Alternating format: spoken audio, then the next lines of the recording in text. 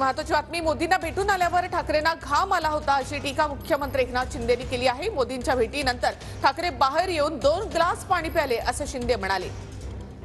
अजित पवार, अशोक चव्हाणांनी मला किस्सा सांगितला असं शिंदेंनी म्हटलं आहे।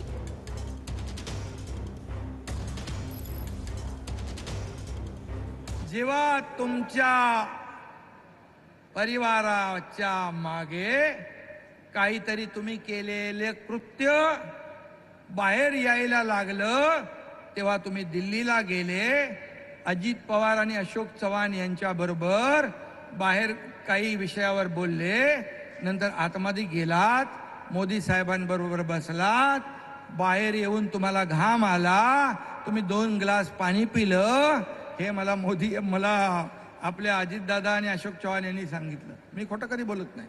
आणि तुम्ही त्यांना कमिटमेंट करून आलात की आता आपण एकत्र येऊया आणि आपली युती करूया। म्हणजे एकदा नाही, तुम्ही दोनदा